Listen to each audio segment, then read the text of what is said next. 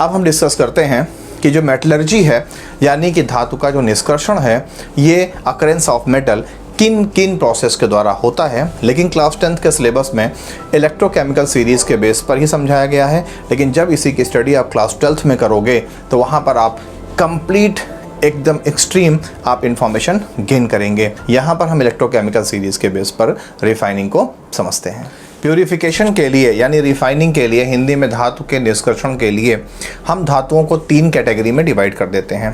पहली कैटेगरी होती है कि जो हाई रिएक्टिव मेटल्स हैं। आपने इलेक्ट्रोकेमिकल सीरीज़ में देखा भी होगा कि जो एलिमेंट्स ऊपर रखे गए हैं वो सब हाई रिएक्टिव मेटल्स होते हैं। ऊपर से बीच में हाइड्रोजन से पहले जो भी एलिमेंट इलेक्ट्रोकेमिकल सीरीज़ में रखे गए, हिंदी में विद्युत रासायनिक श्रेणी में, वो मीडियम रिएक्टिव मेटल्स कहलाते हैं। और सबसे लास्ट में जो हाइड्रोजन से नीचे होते हैं, Cu, Hg, Ag, Pt, Au, ये सब लेस रिएक्टिव मेटल्स होते हैं। तो पहले हम समझते हैं कि जो भी हाई रिएक्टिव मेटल्स होते हैं उनका प्यूरिफिकेशन कैसे करते हैं। तो जो हाई रिएक्टिव मेटल्स हैं यानी जो इलेक्ट्रोकेमिकल सीरीज़ में ऊपर हैं, उनको हम इलेक्ट्रोलिसिस प्रोसेस को एडॉप्ट करते हैं। इलेक्ट्रोलिसिस को हिंदी में बोलते हैं विद्युत अपघटन। विद्युत अपघटन हमेशा किसी न किसी बैटरी में होती है। आपने देखा होगा कि किसी भी बैटरी यानी सेल के 2 इलेक्ट्रोड्स होते हैं यानी 2 खूंटियाँ होती हैं। एक होता है प्लस और एक होता है माइनस। प्लस को हम बोलते हैं एनोड और माइनस को हम बोलते हैं कैथोड। तो जब भी हम हाई रिएक्टिव मेटल्स को उसके सॉल्ट के फॉर्म में बैटरी के सेल में डालेंगे तो जैसे ही इसमें इलेक्ट्रिक करंट पास होगा, इलेक्ट्रोमीन इलेक्ट्रिक के प्रेजेंस में, तो जैसे इलेक्ट्रिक करंट यहाँ पास किया जाएगा यानी करंट डाला जाएगा, वैसे ही वो मेटल प्लस और माइनस में ब्रेक हो जाएगा।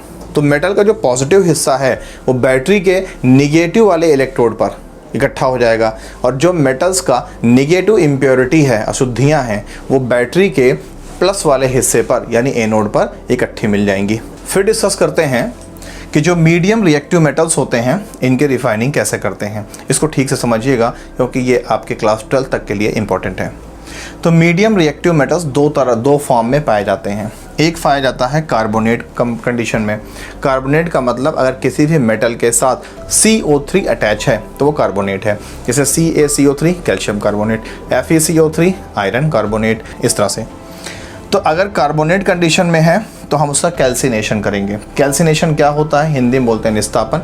अभी जस्ट पीछे मैंने आपको समझाया है कि वायु की नियंत्रित मात्रा में यानी कि in the limited quantity of air किसी भी धातु को उसके गलनांक तक गर्म करने की क्रिया को ही हम निस्तापन यानी कि कैल्सिनेशन कहते हैं। तो हम कार्बोनेट आयंस का कैल्सिनेशन करेंगे और कैल्सिनेशन करने के बाद जो भी मुझे मिलेगा उसका हम प्यूरिफिकेशन करेंगे।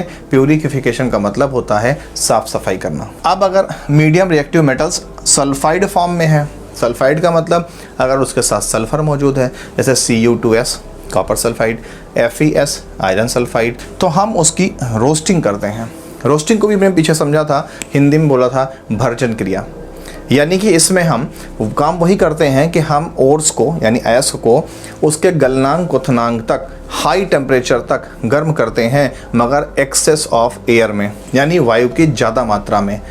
और ऐसी कंडीशन में जो भी हमें सब्सटेंस मिलता है उसको हम प्योरीफाई कर लेते हैं और हमें प्योर मेटल मिल जाता है। फिर जो लेस रिएक्टिव मेटल्स हैं जिनको हमने इलेक्ट्रोकेमिकल सीरीज़ में यानी विद्युत रासायनिक श्रेणी में हाइड्रोजन से नीचे रखा है, Cu, Hg, Ag, Pt, Au, बार बार रिपीट कर रहा हूँ, वो ज़्यादातर सल्फाइड फॉर्म में मिलते हैं। हमें सल्फाइड फॉर्म में मिलेंगे, उनका हम क्या करेंगे? रोस्टिंग करेंगे। आप याद रखिएगा कि अगर सल्फाइड ओर है तो रोस्टिंग और कार्बोनेट ओर है तो कैल्सिनेशन यानी निस्तापन।